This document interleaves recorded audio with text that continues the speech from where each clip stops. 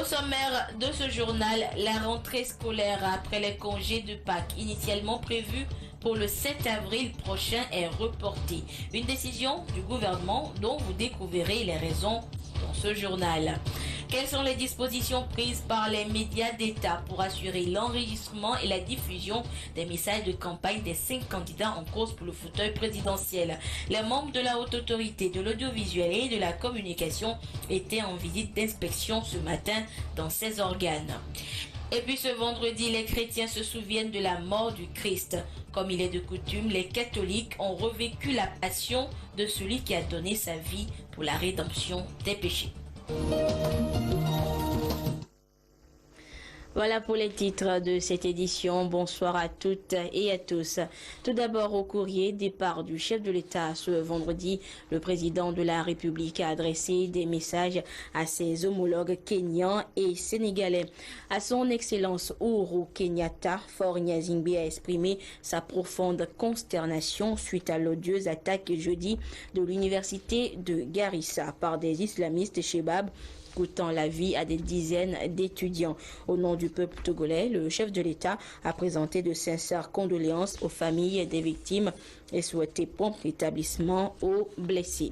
À l'occasion du 55e anniversaire de l'indépendance du Sénégal, le président Faure Gnassingbé a adressé des félicitations à son homologue Macky Sall en souhaitant que leurs efforts conjugués contribuent à la consolidation de la paix et à la promotion de l'intégration et au développement de leurs deux pays et de toute la sous-région. On en vient maintenant à l'information, à l'actualité du jour. La rentrée des classes après les congés de Pâques prévus pour le 7 avril prochain vient d'être reportée par le gouvernement. L'information a été donnée cet après-midi par le chef du gouvernement lors d'un point de presse à la primature. Sylvain Abdou pour des précisions. L'information est tombée cet après-midi à la primature. La rentrée des classes n'aura pas lieu la semaine prochaine comme prévu. L'annonce a été faite par le Premier ministre Célia Godji Aomezounou. Depuis quelques jours, les élèves sont en congé. Mais avant ces congés, il y a eu beaucoup de mouvements qui ont entraîné nos enfants dans les rues et qui ont créé des situations de violence devant lesquelles le gouvernement ne peut rester sans réaction. Parce que nous sommes en période électorale et que les forces de sécurité qui doivent garantir la paix et la sécurité de tous sont dirigées vers la protection du scrutin et de tout le processus électoral, nous ne pourrions pas laisser nos enfants rentrer dans des conditions qui sont telles que s'il y a des situations de violence, nous ne pourrions pas intervenir avec efficacité. Donc la rentrée qui est prévue pour le 7 avril 2015 ne pourra pas avoir lieu à cette date. Le gouvernement a pris une décision en concertation avec les responsables du secteur de l'éducation pour protéger nos enfants, faire en sorte que l'année aboutisse dans de bonnes conditions et trouver une formule pour que chacun comprenne qu'il est de l'intérêt de tous d'arrêter les violences, d'arrêter les conflits. Je voudrais à l'avance, sur l'institution de l'État, rassurer le monde éducatif et les parents que tout sera mis en œuvre pour que l'année se termine dans de très bonnes conditions avec une bonne organisation des examens. Selon le ministre des Enseignements primaires et secondaires et son collègue de l'enseignement technique, de la formation professionnelle et de l'industrie, toutes les mesures ont été prises pour un bon déroulement des examens afin de sauver l'année scolaire 2014-2015. Comme le Premier ministre vient de le dire, les responsables chargés de la sécurité au niveau de notre pays s'occupent essentiellement dans cette période de la sécurité des élections. Donc que ce soit les policiers ou les gendarmes, ils sont tous déployés pour assurer, pour que nous ayons des élections apaisées. Au même moment, il vous en souvient que la STT, par exemple, a demandé à ce que la marche et les manifestations commencent le 8 avril 2015. Le 8 avril 2015, ce sera déjà, donc la rentrée est le 7. La manifestation ou leur manifestation commence le 8 et nous savons ce que cela représente.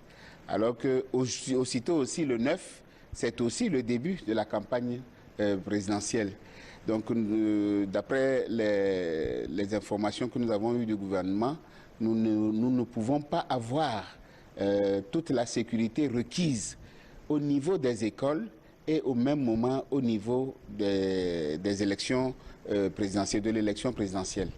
Et donc la décision du gouvernement nous semble salutaire pour permettre qu'un climat apaisé soit non seulement dans le domaine de l'éducation, mais aussi dans le domaine des élections. Et nous saluons cette initiative que le gouvernement a pu prendre et nous nous attachons à cela. Deuxième chose que je voudrais vous dire, c'est que sur instruction du chef de l'État et donc du Premier ministre, nous allons prendre toutes les dispositions pour que les examens se passent dans de bonnes conditions. Le bac 2 est harmonisé sur l'ensemble des pays de l'UEMOA. Nous allons prendre toutes les dispositions pour que le bac 2 soit passé dans les mêmes conditions que tous les autres pays. Donc nous allons faire en sorte que les examens soient organisés dans de très bonnes conditions et que l'année scolaire 2014-2015 ne soit pas une année blanche. Nous voulons rassurer les parents d'élèves, les enseignants et les élèves eux-mêmes que le gouvernement nous a instruits de mettre tout en œuvre pour que l'année scolaire soit une année apaisée. En congé depuis le 27 mars dernier, élèves et enseignants devront mettre à profit ce prolongement des congés de Pâques pour affronter avec sérénité et succès la dernière étape de l'année scolaire. Et toujours dans le cadre de ce report, je vous donne lecture maintenant de ce communiqué du gouvernement. Le gouvernement, après analyse de la situation qui prévaut actuellement, et afin de réorganiser l'année scolaire dans de bonnes conditions et d'organiser l'élection présidentielle dans la sérénité, porte à la connaissance des enseignants, parents d'élèves et élèves que les congés de Pâques qui courent du 27 mars 2015 au 7 avril 2015 sont prorogés jusqu'au 3 mai 2015. Les cours reprendront sur l'ensemble du territoire national le lundi 4 mai 2015 à 7 heures. Par ailleurs, le gouvernement tient à rassurer l'ensemble de la communauté éducative que toutes les dispositions seront prises pour un heureux aboutissement de l'organisation des différents examens au titre de l'année scolaire 2014-2015. Et toujours à la primature, ce vendredi, le comité de normalisation et le collège des présidents des clubs et ligues ont poursuivi les discussions entamées hier avec le Premier ministre Saoumé Zouno sur l'avenir du football togolais. Nous retrouvons Sylvain Abdou.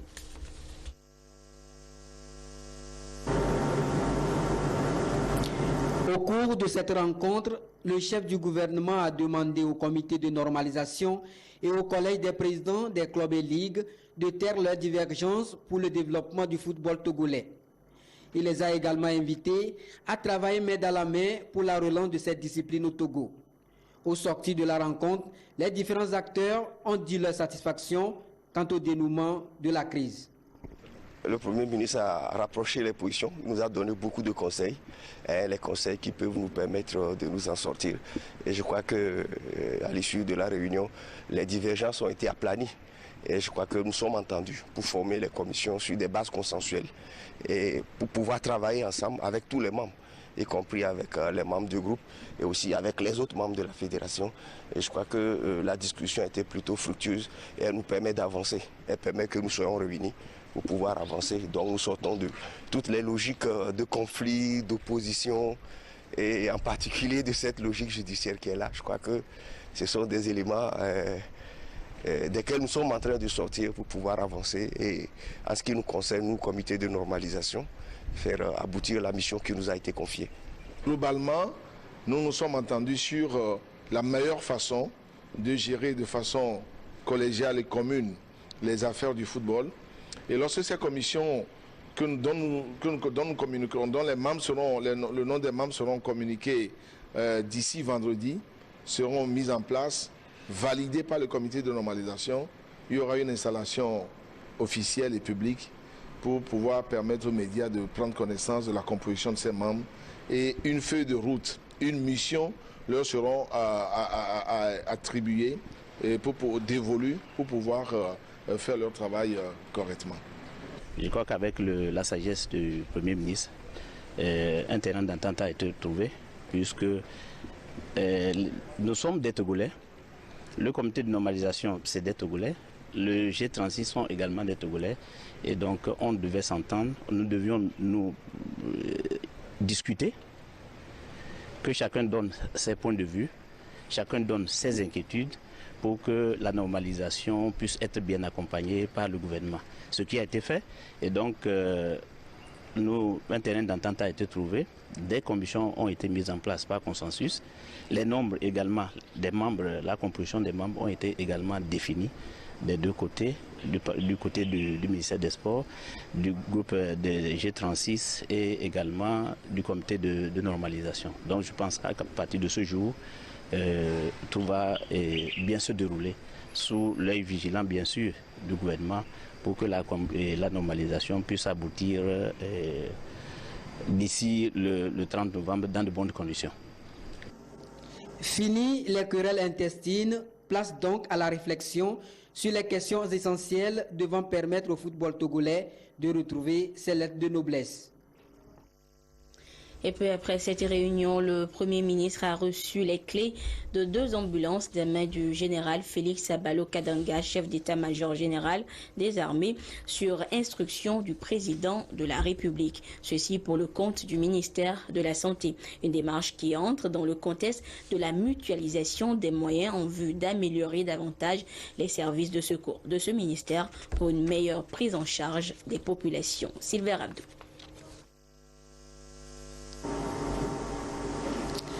Il s'agit de 2 ambulances que les forces armées togolaises viennent de mettre à la disposition du ministère de la Santé. C'est le général Félix Abalo-Kadanga, chef d'état-major général des armées, qui a symboliquement remis les clés au Premier ministre, Célia Godi Aomezounou, en charge du portefeuille de la santé.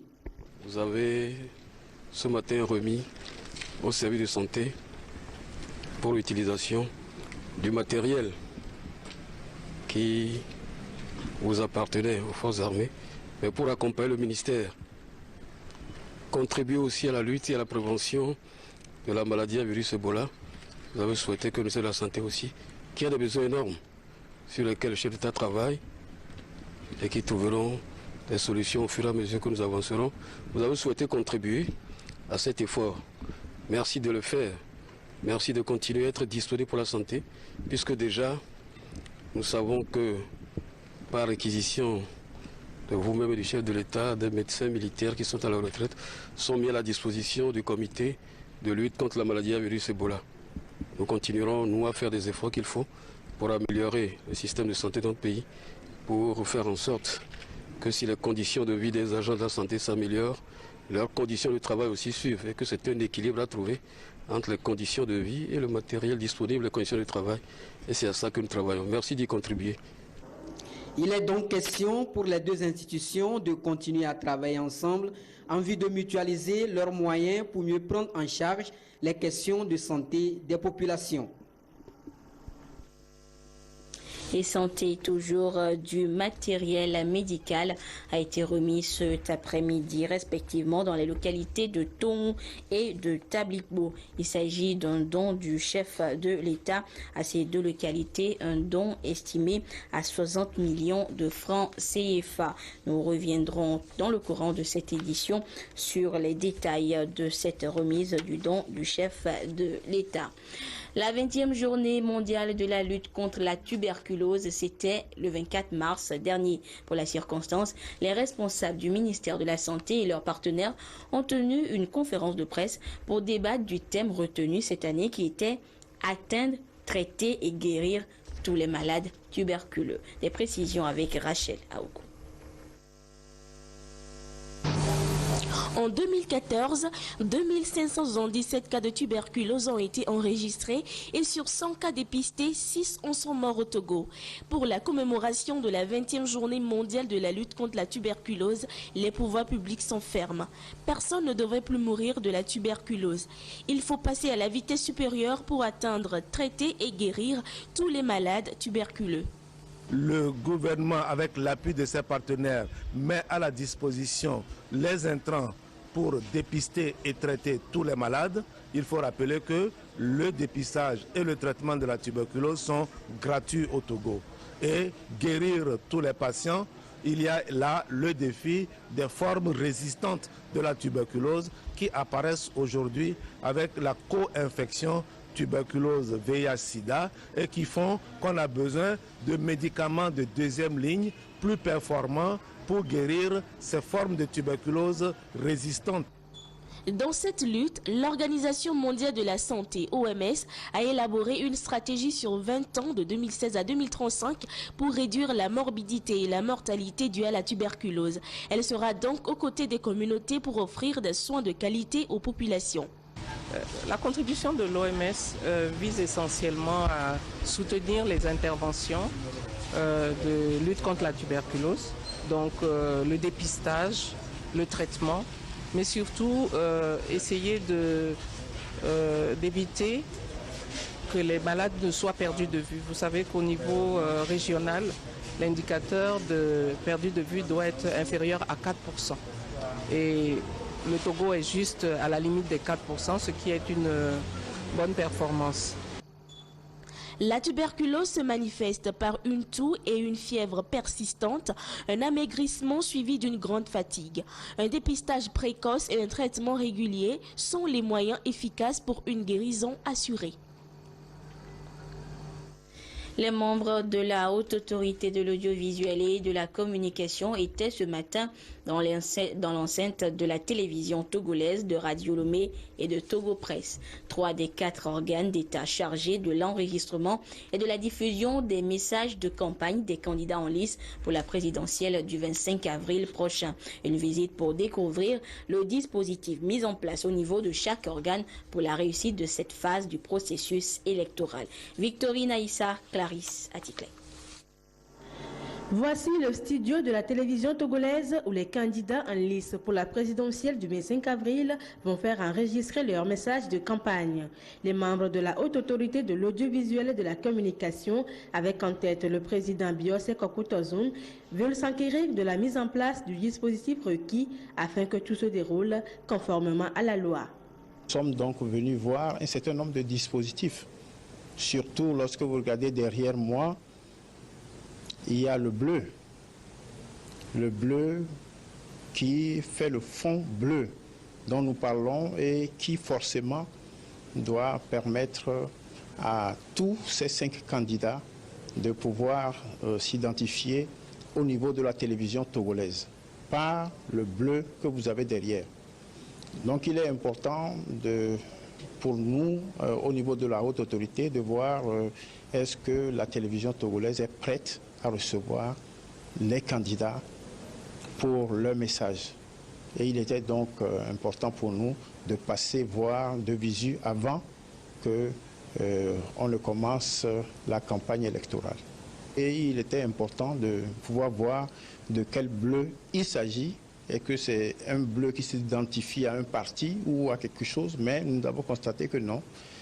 Par la même occasion, un ensemble de documents a été remis au directeur de la télévision togolaise. Il s'agit du code de bonne conduite, des décisions et arrêtés fixant les conditions de programmation, de diffusion des émissions et de publication des informations relatives à la campagne électorale, la recommandation relative à la couverture médiatique et à la proclamation des résultats de l'élection présidentielle, ainsi que des badges pour les reporters. Le même cérémonial a été fait à Radio Lomé, où tout est également fait prêt pour accueillir les candidats.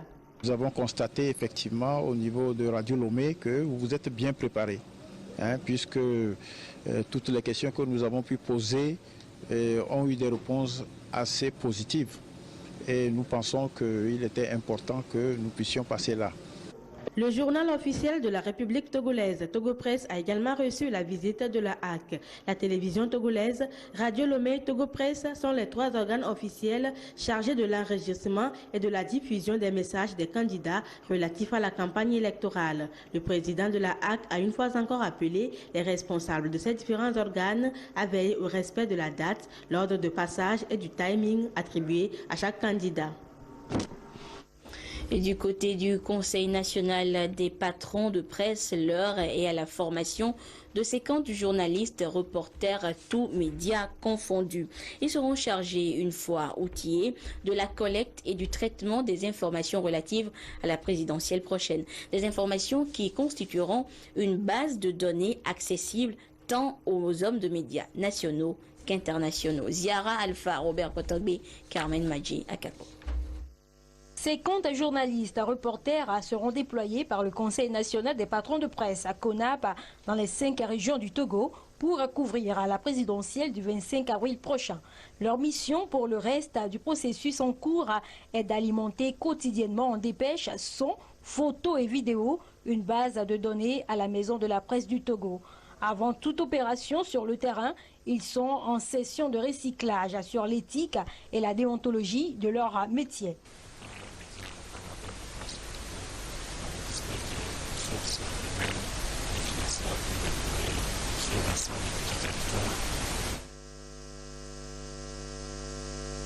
Toutes nos excuses pour la mauvaise qualité sonore de cet élément. Nous y reviendrons dans nos prochaines éditions. Et toujours dans la dynamique de la plateforme des médias, l'Union des radios et télévisions libres du Togo, Uratel, initie des émissions et messages en français et langue nationale pour sensibiliser les Togolais. Des émissions à diffuser sur 40 chaînes de radio pour promouvoir les comportements citoyens à adopter durant cette période. Komu Poyodi. L'Union des radios et télévisions libres du Togo s'inscrit dans la dynamique d'une élection présidentielle transparente et apaisée au Togo.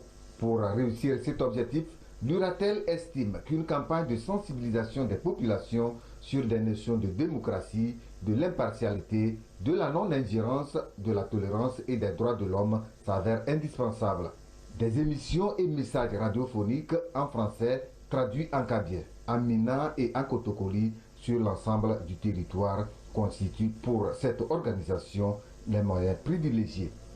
Les leaders politiques, ils ne vont parler que d'eux-mêmes et de ce qu'ils veulent. Alors que il y a des règles en toutes choses. C'est pour cela que nous avons choisi d'éminentes personnes qui, avec l'appui des journalistes, ont pu décortiquer les textes pour bien expliquer le pourquoi il faut avoir des élections d'abord et comment il faut aller à ces élections. Et à la fin, pourquoi il faut avoir des élections apaisées, qu'il n'y ait pas de violence, parce que l'élection, c'est dans la vie de tout un pays et ça doit se passer sans problème.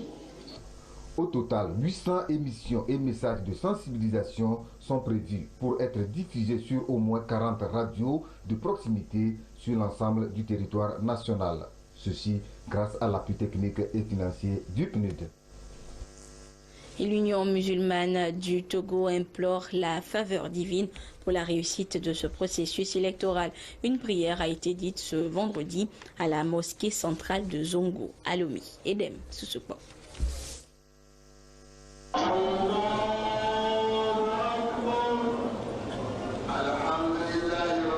L'Union musulmane du Togo met Allah au centre du processus électoral. Des prières lui sont adressées ici à la mosquée centrale de Zongo pour que sous sa bénédiction, les Togolais, malgré la diversité de leurs opinions, fassent prévaloir l'esprit d'unité nationale. Ceci dans le but d'aboutir à une élection apaisée le 25 avril prochain. L'islam est paix, parce que l'islam c'est salam. Donc, ne pas avoir des comportements contraires à l'esprit islamique, c'est ce que nous avons, c'est le message que nous avons envoyé. Un musulman qui se fait tuer, un musulman ou qui tue, eh bien, il commet un grand péché. Alors, nous allons espérer avoir une élection pacifique, sans violence, le 25 avril 2015. C'est pour cela que nous voulons accompagner le processus par nos prières spéciales. Et le bureau exécutif de l'Union musulmane du Togo a demandé à tous les musulmans de prier durant 3 vendredis successifs dans toutes les grandes mosquées de Lomé et dans les mosquées centrales des préfectures au Togo. Recommandation est faite aux fidèles d'Allah d'avoir à l'idée le renforcement d'un environnement de paix, de sécurité et de non-violence avant, pendant et après la présidentielle prochaine. Et toujours dans le cas des préparatifs de la présidentielle, Gilbert Bawara est l'invité de l'émission Au cœur de la nation de ce soir. Le ministre de l'administration territoriale répondra aux questions de Franck Missité sur les préparatifs de la présidentielle du 25 avril et les dispositions prises par le gouvernement pour garantir la sécurité et la transparence de ce scrutin. Au cœur de la nation est à suivre en direct sur la télévision togolaise à partir de 21h. De l'apprentissage à l'auto-entrepreneuriat, c'est le thème d'une formation organisée depuis hier par l'Initiative pour le développement du leadership professionnel des femmes, une organisation qui œuvre pour l'émergence de l'élite féminine. Le compte rendu avec Florence Quickbass et Christine Pechekialode. Le métier de couture, une activité à laquelle s'adonnent surtout les femmes. Une fois formées, elles peinent à prospérer et les raisons évoquées sont entre autres le problème de recyclage pour certaines et pour d'autres, le manque de moyens pour s'installer. Pour les aider à briser les freins au développement de leur carrière, l'association Initiative pour le développement du leadership professionnel des femmes, IDLPF, leur a offert un cadre de formation qui leur a permis de découvrir les différentes facettes du métier. Quand tu reçois un client et tu veux lui travailler, tu dois bien faire le travail, soigner le travail. Il va falloir avoir une formation adéquate, une bonne formation pour pouvoir satisfaire la clientèle. Pour évoluer, on n'a pas besoin d'assez de matériel. Tu peux commencer un tout petit peu avec une petite machine, un petit atelier. Nous nous sommes dit, comme pour les étudiantes, pour cette catégorie qui contribuent beaucoup au développement économique du pays, nous pouvons les aider à avoir les mêmes outils que nous utilisons, nous, femmes, dans les entreprises, parce que c'est des micro-entreprises, c'est des auto-entrepreneurs et ils ont besoin d'être renforcés. La couture n'est pas simplement un gagne-pain. Au-delà du renforcement de capacités, les dispositifs de développement inclusif au niveau national leur ont été présentés. Après l'apprentissage, le problème financier se pose à ces femmes pour mettre en place leur idée d'entreprise. Et aujourd'hui, avec le lancement du produit Agicef, ces femmes-là trouvent une réponse naturelle à leurs préoccupations de financement de leur activité. Cet appui de l'IDLPF aux couturières, selon la ministre en charge de la promotion de la femme, cadre bien avec les priorités du gouvernement. 3 raisons qui m'amènent à dire un grand merci à l'association qui a organisé cette formation, alignement avec la Journée internationale de la femme, alignement avec l'objectif du gouvernement de renforcer l'autonomisation économique de la femme et alignement avec cet impératif de solidarité entre les femmes de tous les domaines et tous les niveaux. Ces participantes sont des jeunes filles et femmes ayant obtenu leur diplôme de fin de formation depuis au moins 1 an. Pour les encourager, une vingtaine a bénéficié de machines à coudre de l'association IDLPF, une initiative novatrice qui vient en appui à l'entrepreneuriat féminin. Je vous annonçais la remise de matériel médical ce matin et cet après-midi, respectivement à Tom et à Tabligbo. Il s'agit d'un don du chef de l'État à hauteur de 60 millions de francs CFA pour améliorer les capacités d'accueil et de soins des centres hospitaliers préfectoraux de ces 2 localités. Le compte rendu avec Tchassinam Paga. Ce matériel médical est un appui du président de la République, Faure Essosna Nyazingbe, au centre hospitalier préfectoral du Moyen-Mono. Il s'agit de 10 lits d'hospitalisation complets, de 9 tables d'accouchement, de 4 chariots, de 3 tables de chevet, de 3 lampes d'examen, puis de consommables, seringues, compresses, gants et coton.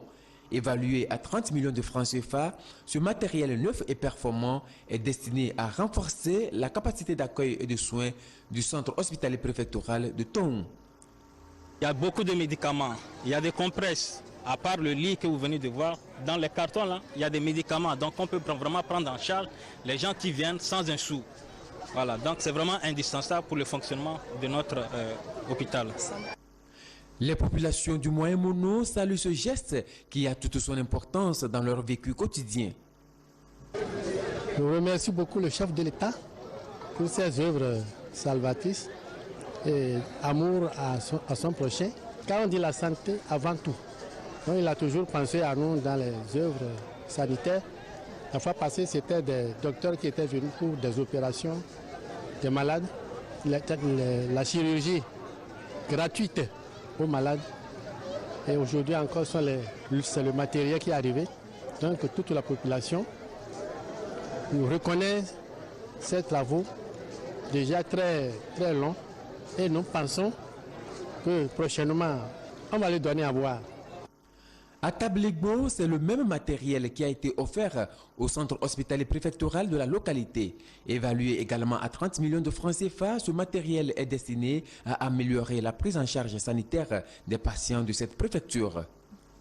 Les tables d'accouchement que vous avez vues sont arrivées à point nommé.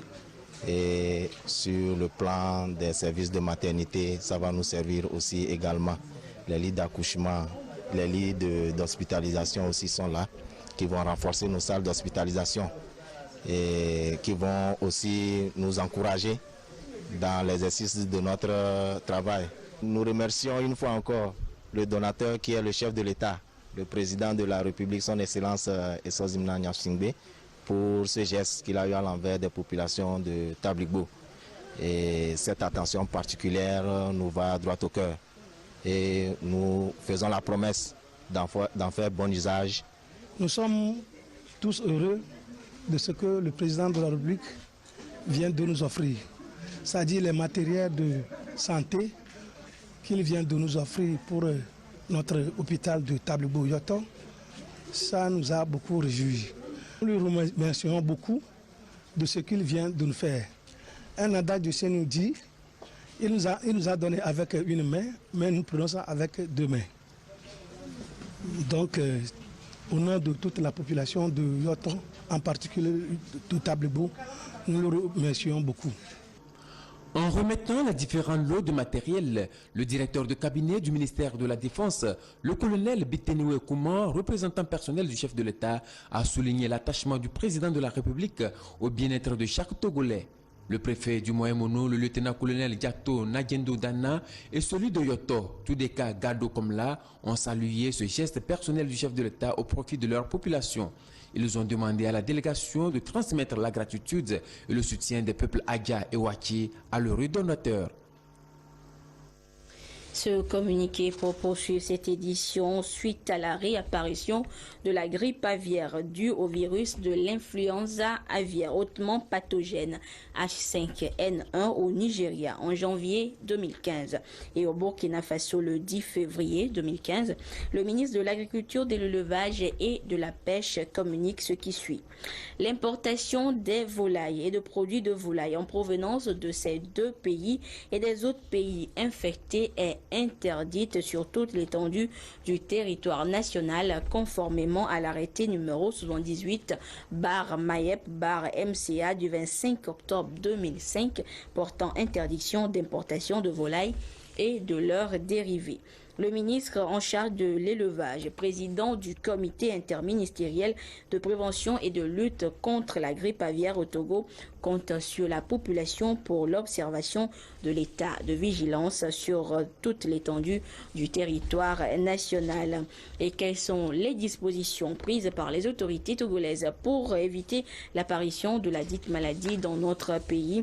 Dr Akpeli Yao, chef du réseau d'épidémiosurveillance des maladies animales au Togo, a répondu à la question. C'était dans le journal de 13h de ce vendredi. Nous l'écoutons. Le Togo a connu 2 foyers en 2007 et en 2008. Quel est alors l'état actuel de menace pour le Togo? Bon, l'état actuel, je vous remercie pour la question. L'état actuel de la menace au Togo est sérieuse parce que il y a 2 mois, on a évalué cet état-là avec le centre d'urgence des maladies de la FAO. Et vous savez que dans nos pays ici, il y a 2 types d'importations, les importations contrôlées et les importations illicites. Oui. Pour les importations contrôlées, en cas de non-maladie, la menace n'est pas grande. Mais pour les importations non contrôlées, la menace est très importante. Et dans ce cas-ci, de menaces dans les deux pays étant infectés, qui sont très proches de nous, la menace, sur une échelle de 0 à 4, la menace est de 3. Donc elle est très importante. Quelles sont alors les mesures prises par le gouvernement? Vous venez de le dire tantôt dans le communiqué, nous avons interdit l'importation des produits des volailles, des produits de volaille en provenance des pays qui sont infectés. C'est-à-dire que les deux pays proches, le Nigeria et le Burkina Faso, qui sont tout à côté de nous, mais il y a aussi des pays européens. Vous savez que nous importons aussi les poussins d'un jour de ces pays européens-là. Donc il y a d'autres qui sont infectés aussi. Nous avons interdit l'importation de ces produits-là de tous les pays qui sont infectés. Est-ce qu'il y a d'autres dispositions encore complémentaires? Oui, les dispositions complémentaires qu'on a prises dans le communiqué, on a dit que le ministre de l'Agriculture, de l'Élevage et de la Pêche est le président du comité interministériel de prévention et de lutte contre la grippe aviaire. Donc, tous les comités qui étaient mis en place sont réactivés. Nous avons réactivé aussi le réseau de surveillance des maladies animales. On a une cinquantaine d'agents de postes vétérinaires sur l'ensemble du territoire national, dotés d'agents qui sont motorisés, qui font les contrôles aux frontières. Mais les agents font le contrôle, mais ils sont aidés dans leur activité par les forces de l'ordre. Parce que vous savez que quand il y a une marchandise prohibée que vous voulez saisir, vous, techniciens, vous ne pouvez pas saisir sans l'appui des forces de l'ordre.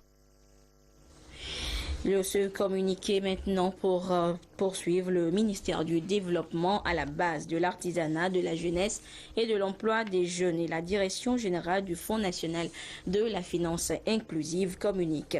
Depuis un certain temps, il nous a été donné de constater que des individus résidant dans plusieurs quartiers de Lomé promettent aux jeunes diplômés sans emploi et aux jeunes artisans la rédaction de leur plan d'affaires contre paiement d'une somme de 25 000 francs CFA afin qu'ils puissent bénéficier du crédit accès des jeunes aux services financiers du Fonds national de la finance inclusive. Le ministère et la direction générale du Fonds tiennent à rappeler à toute la population togolaise qu'ils n'ont délivré aucun mandat, ni à un individu, ni à quelque groupe que ce soit pour aller rencontrer actuellement les jeunes pour la rédaction de leur plan d'affaires. Le ministère et la direction générale du FNFI demandent aux populations d'observer la plus grande prudence par rapport à ces prétendus envoyés et de ne leur remettre en aucun cas des ressources financières pour le compte des actions du FNFI.